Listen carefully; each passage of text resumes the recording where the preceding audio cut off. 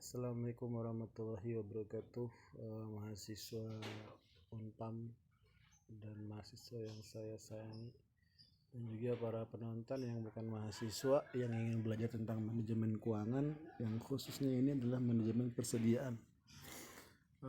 Hari ini hari Senin ya. Mohon maaf ya, backgroundnya ada emak-emak lagi ngegosip ya, maklum lah ya. Saya nggak bisa ngapus background ya, waktunya nggak cukup. Banyak waktu yang harus saya habiskan untuk banyak hal gitu. Jadi ini alhamdulillah ada waktu sedikit. Oke, jadi ini kita bicara tentang nilai persediaan ya. Yang biasanya tuh dipakai buat gudang atau retail atau pabrik ya. Jadi kita menghitung berapakah nilai persediaan jika kita beli terus gitu ya kan. Jadi pasti kalau persediaan itu ada persediaan awal dan ada persediaan akhir. Persediaan awal adalah persediaan akhir periode kemarin ya kan. Yang persediaan akhir periode ini untuk periode besok adalah menjadi persediaan awal ya. Nah, kira-kira bagaimana sih cara menilai persediaan? Contoh ini persediaan awalnya 1.200 ya. Terus pembelian 8.000, 10.000, 9.000, 5.000 dalam 1 bulan nih misalnya. Nah, kira-kira nilai persediaannya berapa ya? Nah, apa dijumlahin, apa yang ada, terus pakai harganya berapa ya? Nah, itu nanti kalau kalian jadi memegang bagian divisi ini nih, penilai persediaan nih cukup bisa salah juga, bisa benar juga gitu ya. Tapi alhamdulillah kalau kalian sudah mempelajari ini bisa jadi pedoman gitu ya. Yang pedoman ini kita bisa berubah juga sesuai dengan lapangan ya. Ini saya hanya berikan kalian dari teori. Teori bisa digunakan ke berbagai situasi dan bisa dilakukan inovasi ya. Benar nggak ya? Makanya kalau ada bahasa teori itu sama lapangan berbeda, jelas ya. Kalau kalian samakan berarti kalian tipe orang yang tidak memiliki inovasi. Sedangkan di dunia kerja yang dibutuhkan adalah inovasi. Tetapi kalau kalian nggak tahu teori, jangankan inovasi ya, mungkin yang kalian kerjakan lebih buruk dari teori yang ada. Nah, makanya kalau kalian di auditing kan dia menggunakan teori yang ada. Nah, jadi kalau kalian lebih bagus, berarti kinerja kalian bagus. Kalau kalian lebih buruk daripada teori, tentu kalian di bawah underperform kerjanya ya. Nah, begitu ya ceritanya. Makanya tapi kalau bisa dibilang kalau yang mau audit itu mah orangnya mah cuma pakai teori doang. Iya betul. Memang teori ini sebuah standar dan gak harus sama. Standar itu kan tidak harus sama. Bisa tinggi, bisa lebih rendah daripada standar. Jadi kalau kita punya teori, kalau di lapangan teorinya lebih bagus, berarti bisa dinilai bagus. Tapi ketika lebih buruk dari teori, berarti bisa berarti tidak bagus. Yang kayak gitu-gitu jangan diperdebatkan ya. Yang sekarang tuh mau perdebatkan hal yang nggak penting, jadi nggak bisa maju orang. Oke, lanjut. Gimana ya caranya ya? Oke, nah di sini ada nilai pasar nih. Nah, nilai pasar tentu kalau pembelian sama pasar itu lebih tinggi pembelian, nah kita pakai harga pasar dong. Kenapa kita mesti pakai harga beli? Kan gitu. Ya. Ada soal di sini keterangannya ya. Jika perusahaan menggunakan metode harga beli dan harga pasar lebih rendah, maka jumlah persediaan secara fisik dikalikan dengan harga yang lebih rendah antara harga beli dengan harga pasar. Ya. Kalau di sini kan dia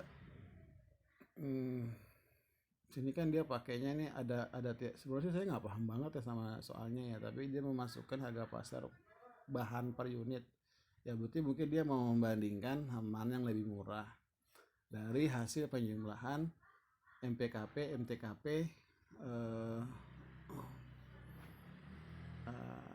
rata-rata dan tertimbang ya. Oke, kita lanjut lagi. Oke, lanjut. Saya sudah masukkan ke sini, tadi dipindahin ke Excel secara manual, tadi sudah lakukan. Ini harga pasar, ini persediaan akhir, persediaan awal, harga per unit, ini adalah jumlah unit, harga unit pembelian ya. Oke, jadi gimana nih kita nilai persediaan? Misalnya kita nilai persediaan rata-rata. Ya, ada nilai persediaan rata-rata ya. Oke ya. Oke, nilai rata-rata berarti adalah harganya kita rata-ratakan ya. Berarti ini adalah sama dengan 1700 ditambah dulu ya. Tutup kurung dulu. Oh, pakai average aja ya. Biar enak. Average. Matematik trigonometrik. Mana nih? Oh.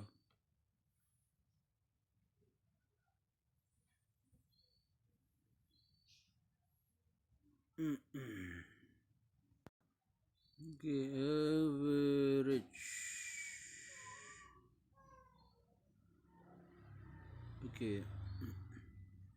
Oke, 1550. Oke. Jadi nilai rata-ratanya, nilai persediaannya adalah nilai persediaannya adalah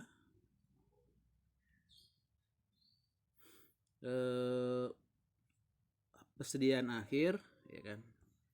Kan kalau nilai persediaan itu adalah sebenarnya pada barang nyatanya itu yang ada di pabrik atau di gudang itu hanya persediaan akhir ya.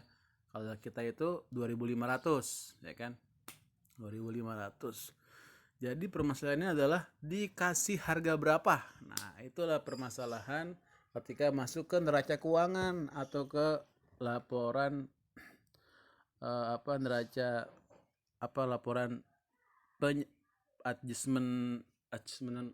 laporan tuh apa ya, ada tuh di di PA1 PA2 ya, situ ada PA1 pengantar akuntansi 1 bagaimana cara menyusun laporan keuangan ya. Maaf saya lupa, udah lama nggak pernah ngajar lagi PA1. Kalian bisa buka lagi ya itunya, tulisannya yang kemarin. Oke, dikali dengan nilai rata-rata ya. Nah, tuh. Jadi tuh kalian tuh belajar di manajemen persediaan itu, kalau di kehidupan nyata kalian ada barangnya, tetapi permasalahannya harganya berapa. Nah, di manajemen persediaan itu kita mempermasalahkan harga. Mau pakai harga rata-rata, harga bobot rata-rata, harga FIFO, harga LIFO ya. Ya, tadi yang MPKP sama MTKP. Masuk pertama kuah pertama, masuk terakhir kuah pertama itu FIFO LIFO. Ya, jadi itu nanti yang dimasukkan ke laporan perubahan neraca ya, nilai persediaannya. Sayang. Maaf ada background lagi. Dia nggak mau dicuekin soalnya. Oke, lanjut.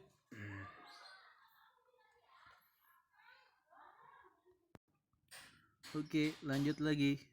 Metode rata-rata tertimbang adalah dengan mencari harga rata-rata dengan mengkalikan jumlah per unit dibagi dengan harga rata-rata per unit ya. Sebenarnya sih simple aja ya, cukup kayak gini ya.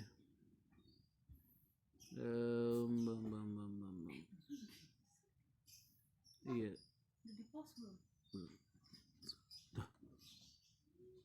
Rata-rata tertimbang kita bisa kalikan saja ya, seperti ini. Ini dikali ini ya. Ya, hasil. Terus ini di copy saja, copy, terus paste ya. sudah. Terus tinggal sama dengan sudah dikali di average kan. Jadi rata-rata. Ya, 1, 2, 3, 7, 500.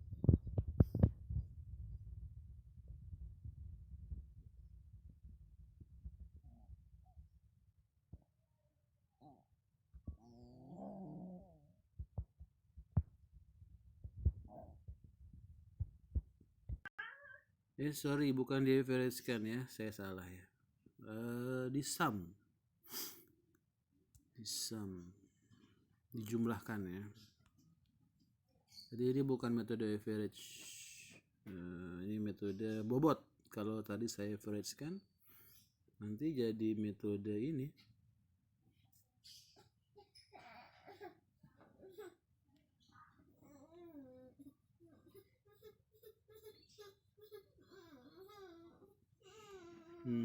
K9 500. Ini juga saya samakan jumlah 32.000, maka total average-nya adalah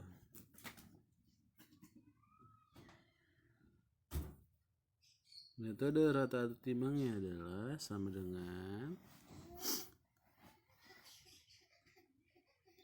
jumlah dari perkalian antara jumlah per unit dibagi dengan jumlah unitnya. Hasilnya 154,6,875 ya. Nilai persediaannya berapa? Nilai persediaan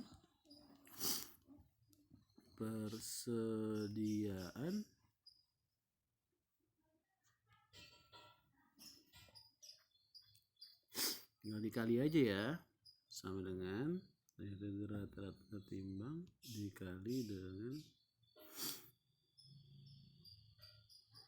persediaan akhir. Jadi rata-rata tuh di persediaan akhir ya. Jadi yang kita rubah adalah, oke lanjut ya. Kita menghitung lagi nilai MPKP ya. Nilai persediaan MPKP.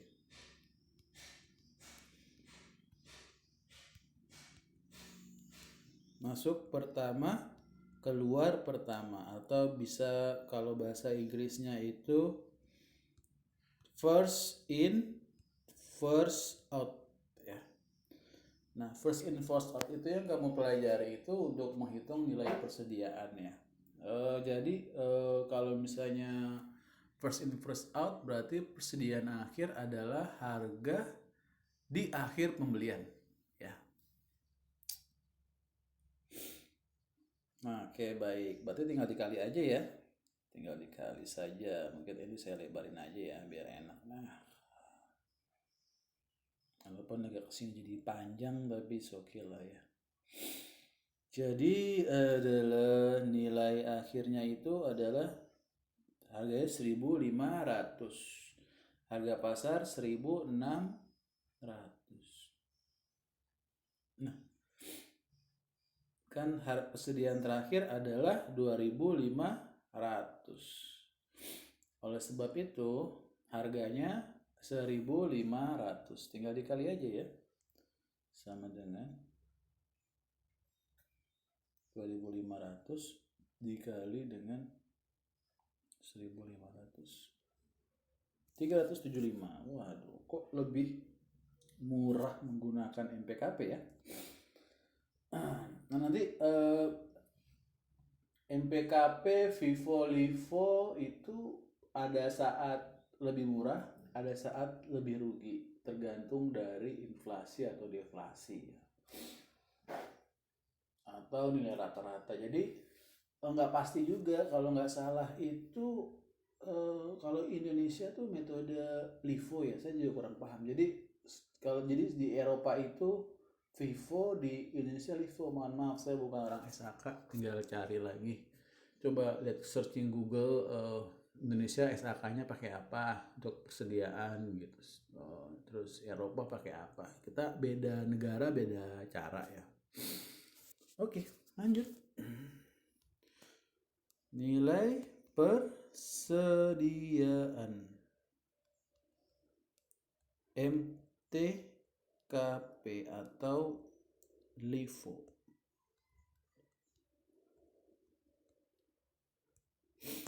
Ya. Berarti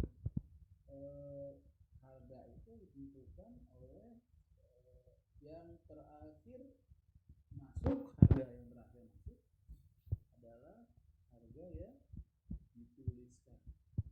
Jadi kalau perusahaan itu kalau dari awal muasalnya pakai FIFO, harus FIFO terus tuh. Nggak bisa bulan ini FIFO, bulan depan FIFO, bulan ini FIFO, bulan depan FIFO. Nggak jelas. Lanjut, persediaan akhir dikali dengan 2.500. Ini permasalahannya ya. Kalau misalnya 2.500 ini di harga terakhirnya adalah di dalam 1.700, maka tinggal dikali aja 1.700. Nah, ya kan? Saya kali aja ke sini. Ya, 425. 4.250. Nah, misalnya persediaan akhirnya 10.000. Wah, berarti 8.000 dikali 1.700 dan sisanya 2.000 dikali dengan 1.400 ya. Karena kan harga yang 1.700 cuma 8.000 ya, bisa dilihat ya. Nih, ini kan cuma 8.000 nih. Kalau persediaan akhirnya 10.000 berarti 8.000 dikali 1.700, terus yang 2.000 dikali 1.400 ya. Gitulah kira-kira. Sorry jelek tulisannya ya. Oke, maaf Pak Iman, pertanyaan kenapa kok Pak Iman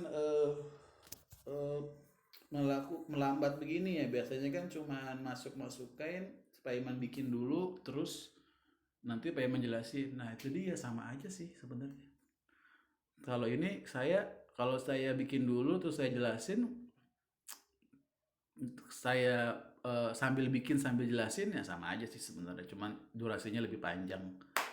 Ya, jika bosan ya orang mah kalau bosan nggak bosan mah tergantung karakter orang ya. Ada orang bosanan, ada orang nggak bosanan ya. Mungkin yang komplain yang orang bosanan gitu. Ya biasa itu cuman sekedar perbedaan ya. Oke. Terima kasih banyak ya. Assalamualaikum warahmatullahi wabarakatuh.